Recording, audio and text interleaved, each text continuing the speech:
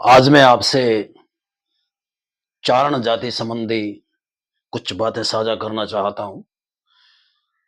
चारणों की उत्पत्ति को लेकर चारण जाति कैसे बनी, स्वर्ग में रहती थी, वहाँ कैसे आई, इस बात को लेकर विभिन्न विद्वानों ने विभिन्न किताबें लिखी है, जिनमें से बहुत प्रसिद्ध है जोधपुर के कवि राजा मुरारी दास जी की चारण ख्याति, कृष्ण सिंह जी बारट की चारण कुल प्रकाश, बीकानेर कवि राजा भैरूदास जी बिठू की चारण मीमांसो मारतंड, और आधुनिक साहित्य में हम बात करें तो लक्ष्मण पिंगल सिंह गढ़वी की चारणनी अस्मिता बहुत ही महत्वपूर्ण दस्तावेज है ये किताब।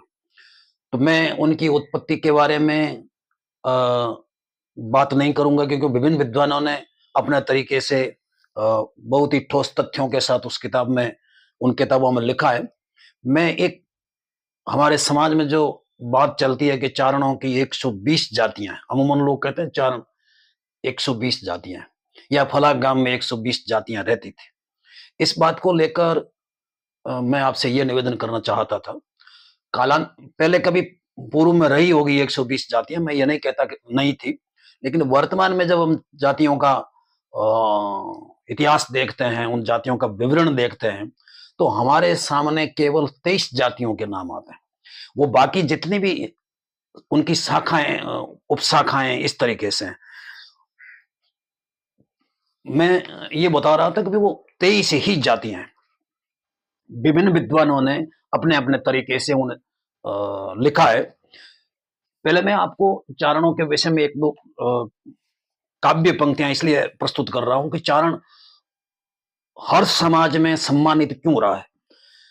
तो एक किसी कवि ने कहा है कि कुल क्षत्रिय तारबे को वसुधा रघुवंश प्रथु नृप मान लिए, उनके कुल रीत बखानत है नय के कय के सब बैन नये, कि क्लेश मिटा दिए उनके कब हुन कुशा मुद जाय किए, गुण धारण क्षत्र हजारन के इह कारण चारण पूज्य भय। कि ये कारण है, इस कारण चारण है वो सभी के आदरणीय रहे हैं, पूज्य रहे हैं, सम्मानित रहे हैं। महाराजा मान सिंह जी ने तो यहां तक कहा कि जो चार वर्ण है, उन चारों वर्णों में ही चारण सबसे श्रेष्ठ है। उन्होंने कहा परम पवित्र पूजनीय पृथ्वीनाथन के प्राकृत पुराने परमारथ के पत्र हैं, न मान मरुधीश के है दानवीर क्षत्रिय सौ, संजीवनी मंत्र जैसे सो हो सर्वत्र है, स्वामी भक्त सदा सत्य वक्तारु वचन सिद्ध, देवियां वह जाके द्वार दुहिता कलत्र है, बिना पढ़े चारण वेद के उच्चारण सो, चारण विबुद्ध वर्ण चारण के छत्र है। और यही बात रतलाम बलवंत सिंह जी लिखते हैं, वो लिखते हैं कि यो चारण कुल अवस तवो छतरी कुल तारण, यो चारण कुल अवस विहद मुद महत्व वारण, यो चारण कुल अवस मुद अपकीर्त मारण, यो चारण कुल अवस सकल गुण कारज सारण, देव कुल साच चारण दुरास दुरहर भगति धारणा, अर सरस्वती रूप राजे सकव नगर चलावण डारणा। गुजरात के कविराज वहां के हुए रविराज जी सिंधाइच, उन्होंने चारणों की परिभाषा बहुत ही सारगर्भित रूप से दी। उन्होंने कहा है कि भाई चारण का जो नाम है वही अपने आप में चारण का प्रमाण है। वो लिखते हैं कि यादि जुग चारण में पूज्य वर्ण चारण में, तैसे दिशा चारण में महान महान है, कीर्ति संचारण में पर उपचारण में, उत्तम आचरण में विमल वखान है, कहे रवि राज श्रेष्ठ काव्य के प्रचारण में, शुचि अभिचारण में बुद्ध ज्ञानवान है, अच्छा उच्चारण में विद्या के विचारण में, चारण का नाम सो ही चारण प्रमाण है।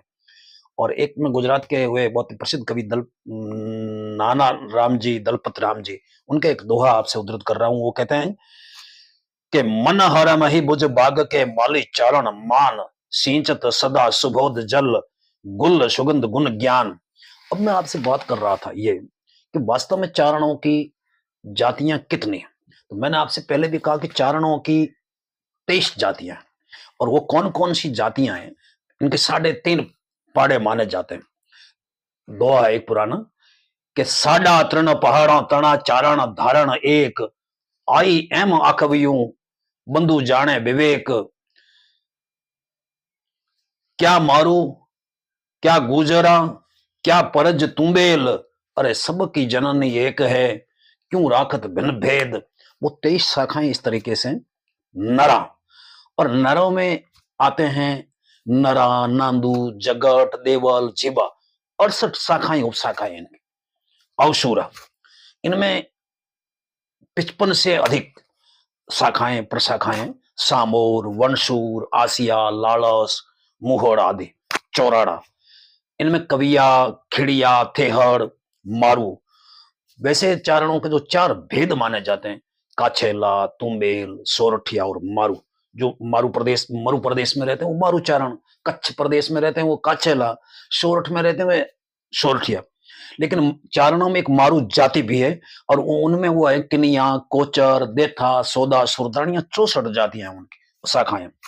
चुआ या चढ़वा, जिसमें झूला, वर्षड़ा आदि 44 शाखाएं उपशाखाएं आती। बाटी, गार्डन, बाटी आदि 29 शाखाएं उपशाखाएं आती हैं इनमें। तुम्बेल, काग, दूल्हा भाई काग बहुत प्रसिद्ध हुए, धांधड़ा आदि में 13 शाखाएं उपशाखाएं। वाचा, इनमें आढ़ा, सांदू, मैया, लाला, 13 शाखाएं उपशाखाएं।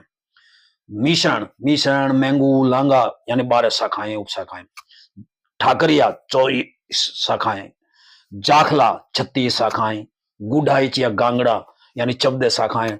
टापरिया, जिसमें रेढ़ा, टापरिया आदि 13 शाखाएं उपशाखाएं हैं।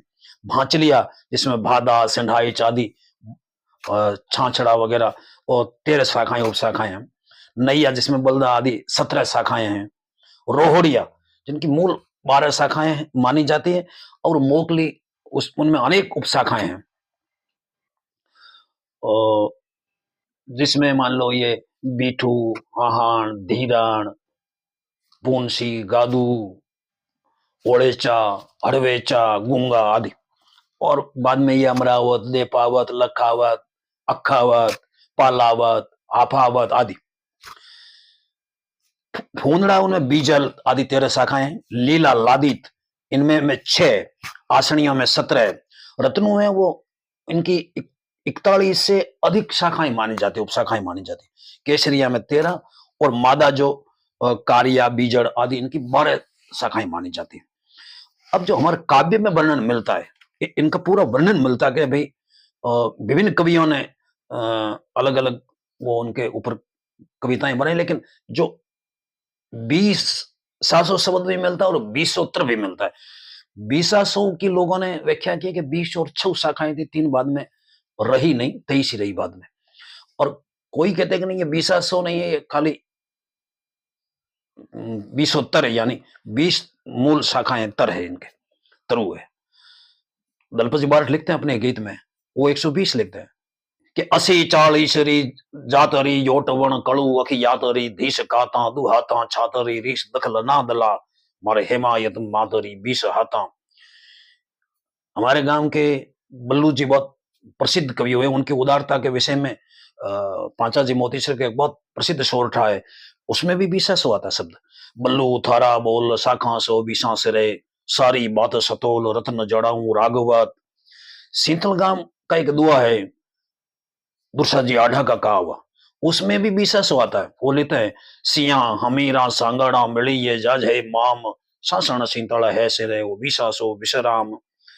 माणक धोला भग्गू, उन्होंने बांकीदास जी आसिया पर बहुत प्रसिद्ध गीत लिखा, उनमें भी वो 20 शब्द का प्रयोग करते हैं।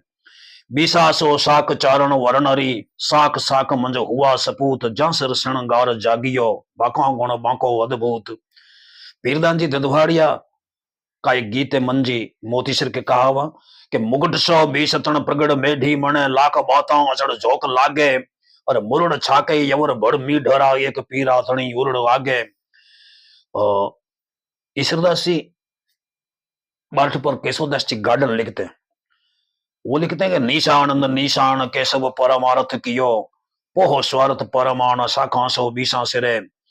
और बख्तर जी मोतीसर जुझार लूणे जी का एक छंद में लिखते हैं कि धिक क्रोध दुधार बीठू कर धारण, रुद्र चौधार नदी रड़की, अरे दी मार कढ़्या बिन इज्जत, वीर कंठार कंठा भड़की शरणगार सो 20 शाखा धन सूरज जोश सार संसार जपे, शुद्धतार सिंहान लूणो महासमरथ दादो कबिया रिच पाल दीपे। 20 शब्द की भांति ही 20 शब्द भी चारणों की शाखाओं के संदर्भ में बहुत ही जगह उपयोग में आया है। और मैंने आपसे पहले भी कहा, इसके मूल जो तर है वो 20 माने जाते हैं।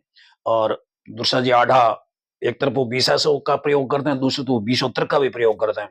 अक्खा जी बारठ पर वो दोहा लिखते हैं कि यखवी यावंता वाहर विशोतर तणी तोर वदनत पता भाण दुआ दश भाणवत। और दूसरा जी आढ़ा की कीर्ति में कोई अज्ञात कवि लिखता है कि आचारा ऊंचा किया न कुल मरजा नाकार और एकण दुरसे ऊपर है वो तो 20 बढ़ियार। या कवि राजा करणीदान जी की कीर्ति में कोई कवि लिखता है कि दूजा चारणा देसरा सह पोशाक समान और तुररो 20 तणो कवियो करनी दान। केसी वणसूर के गीत में प्रभुदान जी मोतीसर लिखते हैं कि सिंधूरा लहण सासण गड़ग साकुरा जिहज दिन साकुरा दियण जोगो तही दो ये बात कायब करा तेजसी चले 20 वंश चोगो। और भैरजी वणसूर के दुए में भी 20 शब्द आता है। बप कवि भैर पराग बड़ कर साक शुभ काम आया छाया उबरे वो 20 विश्राम। मेरे कहना का यही तात्पर्य था। आप सभी लोग विद्वान हैं। चारणों की 23 शाखाएं जो मैंने आपसे निवेदन की, आपसे साझा की। मैं आपसे यही निवेदन कर रहा था कि वो 120 जातियां नहीं है, 100 लोग कहते हैं या 6 भी कहते हैं उनको, और 20 यानी 23 भी कहते हैं। अभी 23 जातियां हैं चारणों की, शाखाएं, मूल शाखाएं। इनमें से कुछ जातियां हैं जिन पर जहूर का महर का एक चारण वर्ण बहुत विस्तृत लेख है। चारणों में दूसरी जातियों से वो जातियां कन्वर्ट हुई कालांतर में किन्हीं परिस्थितियों वश। उन जातियों का 2-4 का मैं कभी आपसे, उनका जो गौरवमय इतिहास रहा है वो मैं आपसे साझा करूंगा, जिनमें रोहड़ियों का, संढाइचों का, टापरियों का आदि का।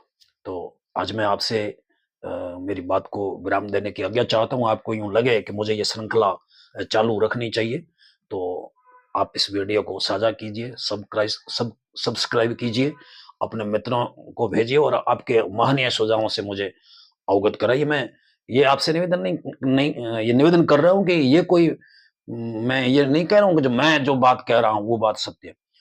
आपके अमूल्य सुझावों की मुझे प्रतीक्षा रहेगी ताकि अपन सही बात सही प्लेटफॉर्म पर रख सके। जय माता जी।